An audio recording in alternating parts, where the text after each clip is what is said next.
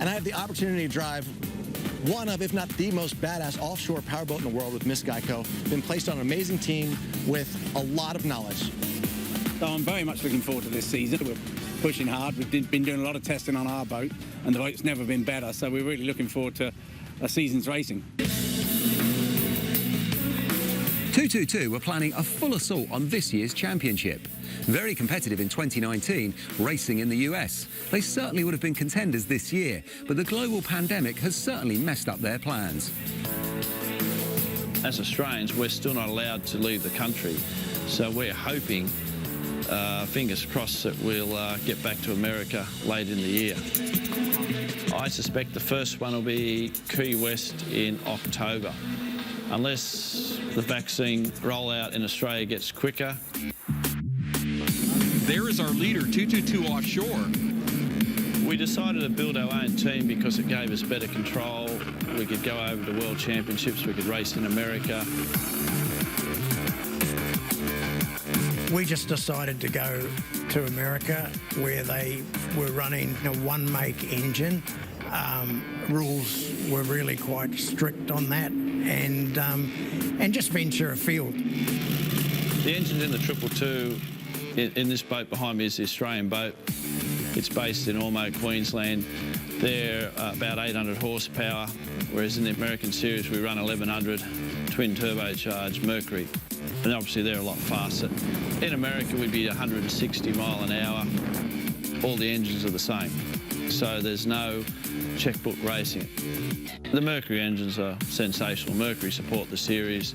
They provide the ECUs every race meeting prior to the start, so they're all exactly the same. 222 will have a new livery and a special partner, the Royal Australian Navy. This year we're rebadging the Australian Navy, which is really, really good. There's a lot of pride in that for us. So everything here gets the wraps taken off it, gets the Australian Navy put back on it. That'll be very exciting. It'll be a new look, and to be able to go around the world as the Australian Navy representative, it's great. It's a really good synergy of a marriage, and they've got lots of toys. Don't get me wrong, the Navy's got toys.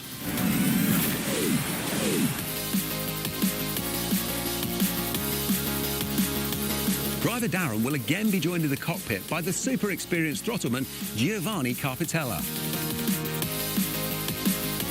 Throttleman in America is Giovanni Carpitella, he's Italian, and in Australia it's Pete McGrath, who's our crew chief across the whole range. Yeah, Darren's extremely fussy on what he does. He likes everything spot on. He likes the telemetry. He likes to know exactly where he's going.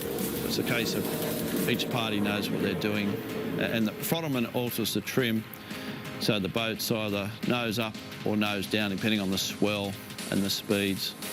The driver hangs on. The driver is extremely busy. The boat's trying to do all sorts of spectacular things, and so he's hanging on to it. He's looking at the next marker. He's looking at the wind and how the wind goes across the deck.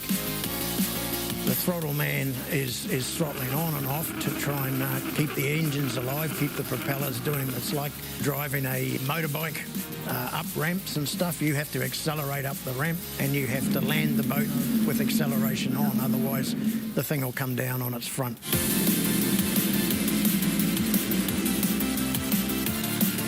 Overseas, you've got Steve Curtis that are running the Geico team. Steve's 7-time world champion, he's no fool. And then you've got the Middle East team where they take no prisoners. It's hard out racing. So yeah, it's probably between those two at this stage. 222 takes the win. Obviously, win the world championship would be great. Even if I'm not throttling the boat in America, I really want the team to try and conquer that side of it. There's a lot of people put a lot of effort into this behind the scenes and at the coalface. So look, we owe it to everybody to get out as soon as we can and make some noise and have a good time. In the world of offshore powerboat racing, if you think of a boat, you probably think of a big yellow one. This, to me, is probably the most world-renowned boat ever in powerboat racing. Obviously, I'm not American, I'm English, and I go back to Europe and talk to a lot of European people. I tell them what I do, and I mention it's the big yellow Geico boat, and they all know it over in Europe. It's very well renowned, and I think we carry a big flag, you know, for Geico to keep up the history of this boat and make sure that it stands out, that it's well prepared, and we're the most professional team out there. 8-time offshore world champion, throttleman Steve Curtis will have 2 drivers to share duties this year. Well, I've actually got 2 teammates this year, which is a fairly exciting way to go. But I've raced with them both now. That's Britt Lilly and Travis Pastrana. Britt's a seasoned racer, and he's very calm, collected in the boat, brilliant driver, super happy with him. He's got more championships than I think anybody else out there, from overseas and here, and you know, it's kind of someone you look up to your whole life. To get the opportunity to race in a boat with him, it's the best thing that's ever happened to me. Travis, who, you know, globally well known for being a lunatic, and he is, he's just, you know, a natural in a boat. We need a bit more time together to get used to each other, work out what's going to go on. He's got to find the limit of the boat. I've got to find the limit of him. So that takes a little bit of time, but I'm sure that will come to us. We're going to do some pre-season testing. So hopefully we're going to hit the floor running. Steve Curtis is absolutely amazing. I mean, the guy has so much knowledge, and it was kind of a battle because I wanted to go as fast as we could, and his job is to not crash the boat, just bring it in. And I'm like, if we're going to compete with the best in the world, I need to know what we're going to have to do. So I was yelling at him the whole time, like, come on, come on, come on. And he's got in his ear, they're saying, slow down, slow down, slow down. So I felt like it was a little different last year than it's going to be this year, where I'll be yelling, slow down, and he'll be yelling, come on, wheelman, let's see what you got. So there's a lot to learn, but Steve is definitely the best person that I could have in that throttleman seat for me. He's funny, he's talkative, but he's a champion. He knows how to get it done. So the boat is actually built, it's a Victory Team built boat. We actually spent most of last year rebuilding it. We had a crash the year before in Sarasota, an unfortunate crash where we barrel rolled the boat. Oh, Geico hooked it. Geico hooks and flips the boat over. Here in the shop, we took the boat, took the deck off that was damaged. We narrowed up the deck and lowered the deck. Spent an awful lot of time and hours taking weight and cross-sectional area off the boat to try and make it as fast as we can, and we've seen some good improvements with the boat. It has a pair of 1100 Mercury engines, and the boat will run close to 160 miles an hour with that package.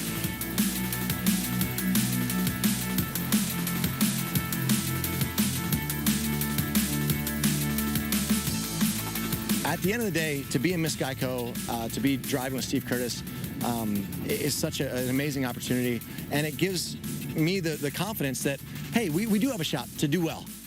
No matter what my skill level is, I know Steve wants to win, I know I want to win, and we'll keep getting better through the year, and hopefully we'll be close at the end. Well, great to see Miss Geico looking ready to go for the new season. We may have had to wait, but it's going to be a great season with some fantastic new events. The P1 offshore calendar blasts off on Florida's Space Coast. The fleet heads to Cocoa Beach, just a few minutes down the road from Cape Canaveral, for round 1 of the 2021 series. The Thunder on Cocoa Beach Superboat Grand Prix. It's here the talking stops and the serious stuff starts when the crews head out to the North Atlantic for the first race of the year. Then the teams head west across Florida to the Gulf of Mexico and Sarasota. The stunning white beaches host thousands of fans, which will make the 36th running of the Grand Prix a fabulous event, and it's always for a good cause. P1 work closely with Suncoast Charities for Children. The event has raised millions of dollars over the years, and it's a real team favourite.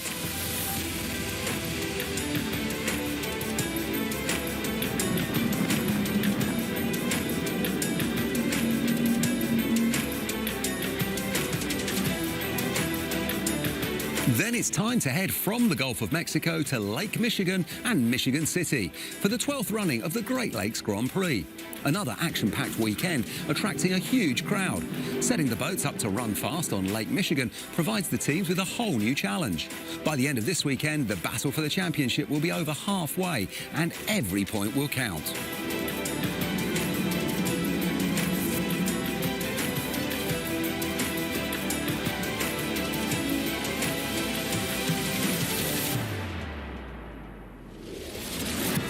Then it's back to Florida for the Grand Prix of the Gulf. Downtown St. Petersburg is the host.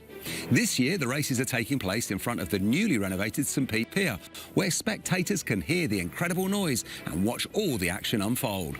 For races like this, people who come from not only outside the state of Florida or the United States, but even internationally that travel here, may have never been here before, and it gives them a chance to see our beautiful city and fall in love with it. It's only then a short trip south to Fort Myers, and we're really at the sharp end of the season. The pressure's on. Only on Fort Myers Beach do you have so many up-close viewing opportunities to feel the roar of these amazing boats going past you at up to 160 miles per hour. The entire race will be visible anywhere on the beach, from the pier to mid-island and on the water in the spectator anchoring area.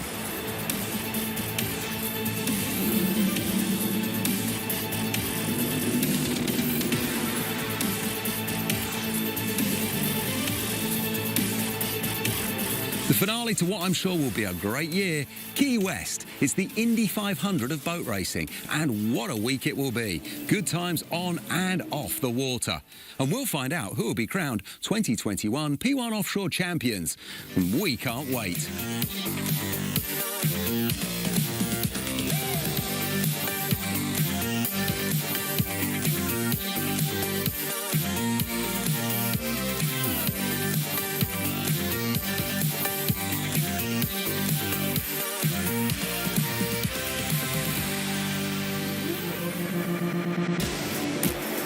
After the break, NASCAR Cup Series Round 10, plus more classic Formula One racing from Monaco.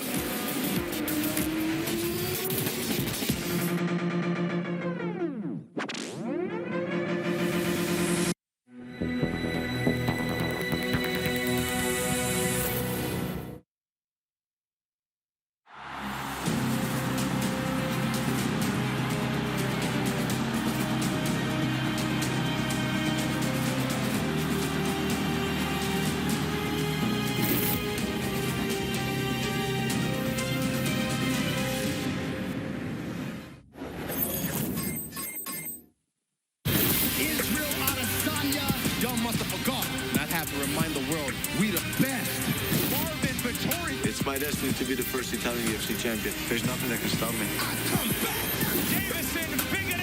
This man is pure violence. Brandon Moreno! He's here to get the belt. I'm back. I'm here to fight. UFC 263 على قناة أبو ظبي الرياضية وتطبيق UFC أرابيا. هذه القناة متوفرة على إيلايف اتصالات.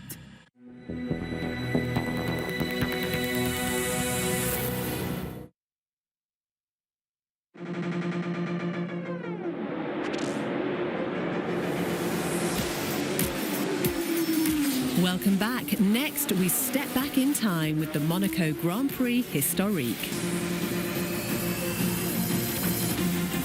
It's time now for the final race of the 12th Monaco Grand Prix Historique for Formula One cars from 1977 to 1980. In this period, ground effects saw aerodynamics make a big leap, while turbocharged engines saw horsepower increase to over 500 by the end of the decade. Jordan Groger on pole position in the Gold Vash Diner sponsored car. Gets a fabulous start for Michael Lyons in the blue car from position 2. Also gets a good one and rockets round the outside. That was brilliant from Lyons. That wasn't a bad start at all from Groger as the Ligier has to shortcut the Sainte-Devote corner. Everyone going in there 3 and 4 abreast. That was not a bad start by Groger. I like the start but the shift, I think, from first to second may have been a little bit tardy. And certainly that number one, dark blue, Hesketh, really hooked up in the second phase, they would call it now, Bruce. And again, Lyons has done the seemingly impossible and beating the pole man to Sandoval. But what we've had before is a slower car, as we had with Jean Alesi getting in front. These two are separated by only under a fifth of a second in qualifying, so this is going to be really, really tight. Trying to hang on in third place, got Evan Stevenart. The Lotus, the Essex Lotus, has gone from fifth to fourth in the hands of Steve Brooks. But that move by the Ligier driver right at the back